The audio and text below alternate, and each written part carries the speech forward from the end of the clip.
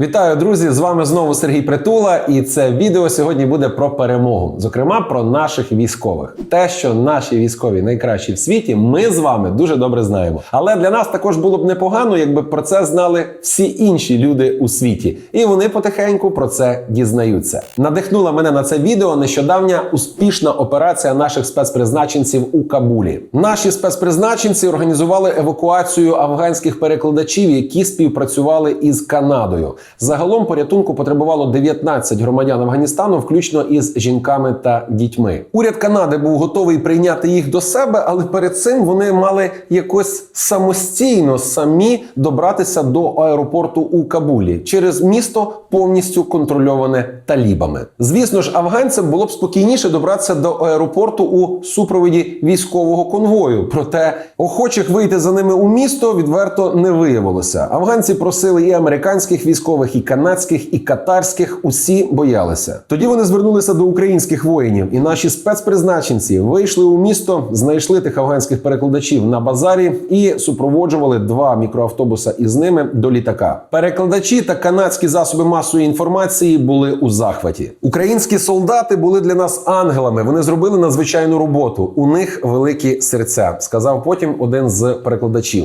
Круто? Круто. Наші молодці, наші великі молодці. Але це не єдина історія, яка демонструє професіоналізм наших військових. За 30 років незалежності понад 44 тисячі військовослужбовців Збройних сил України були долучені до десятків міжнародних миротворчих місій та операцій у різних куточках світу. І це були далеко не легкі прогулянки. Найскладніше наше, мабуть, було на Балканах, адже українські миротворці були і в Боснії, і в Хорватії, і в Північній Македонії, і в Косово. Захист боснійського селища Жепа став, мабуть, першим досягненням українських військових, про яке дізнався весь світ. У липні 1995 року армія боснійських сербів під керівництвом Радко Младича вступила у Сребреницю, де вчинила геноцид боснійських мусульман. Місто охороняли нідерландські миротворці, які проте не змогли захистити мирне населення та відступили. Після цього боснійські серби розпочали у місті масові розстріли.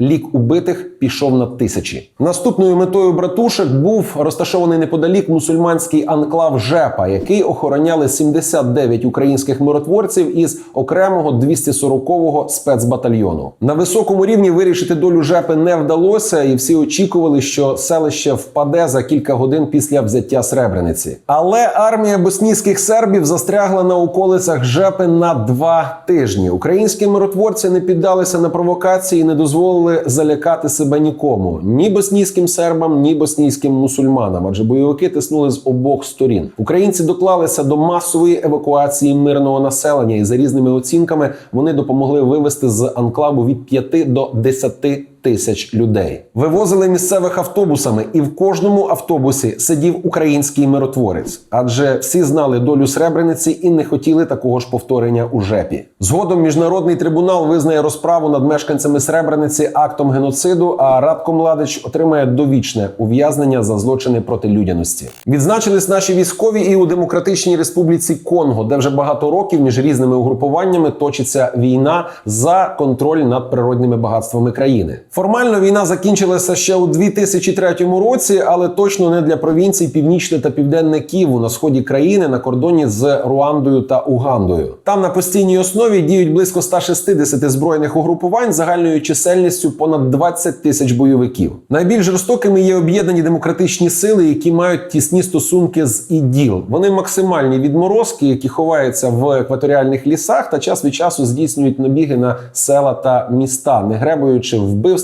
катуваннями, зґвалтуваннями, примусом до рабства. І ось у таких непростих умовах несе службу наш миротворчий контингент. Базуються наші військові у 2-мільйонному місті Гома на кордоні з Руандою. І повірте, наших там і знають, і люблять. Бойовики АДФ настільки усіх дістали, що у листопаді 2018 року миротворчі сили вирішили провести операцію «Скорпіон» для того, щоб знищити максимальну кількість бойовиків та вибити їх з сіл та їхніх укріплених позицій. На першому етапі 4 українські гелікоптери Мі-8 перекидали у район проведення операції спецпризначенців з Танзанії та Гватемали, а також піхоту з Південно-Африканської Республіки та Малаві. На другому етапі наші Мі-24 знищили укріплені позиції бойовиків, після чого наземні сили абсолютно спокійно та успішно провели зачистку району спецоперації. І це не єдині досягнення наших у Конго. Наші пілоти гелікоптерів зарекомендували себе справжніми шибайголовами, які можуть летіти куди завгодно і коли завгодно.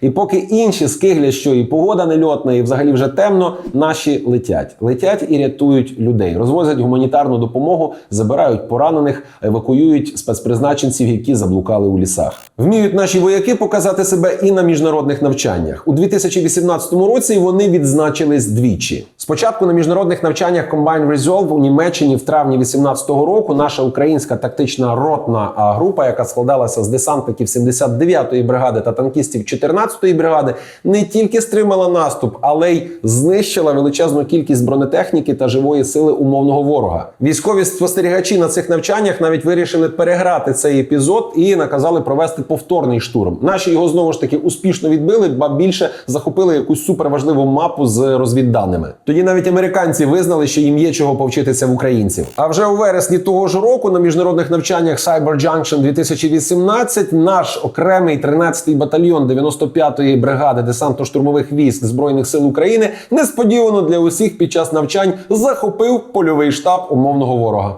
Американські та італійські спецпризначенці насолоджувались лісовим повітрям, слухали спів пташок, не знаю, може ожину в кущах шукали, аж тут їх оточили та роззброїли українські десантники. Такого повороту сюжету в принципі ніхто не очікував, тому організатори навчань були змушені зробити перерву в навчаннях для того, щоб скоригувати подальший сценарій розвитку подій. Подібних історій насправді є дуже багато, їх всіх неможливо включити у один влог, я просто підсвітив кілька найяскравіших для того, щоб ви пам'ятали, що у нас є ті, ким ми можемо пишатися кожен день, кожну годину, кожну хвилину. Якщо вам буде сумно і ви не знаєте, ким пишатися, то перегляньте ще раз цей влог і питання відпаде само собою. Ну а зараз давайте подякуємо нашій армії за те, що захищає нас від московської орди, а мені поставимо лайк, натиснемо дзвіночок і, якщо така ваша ласка, підпишіться. До нових зустрічей!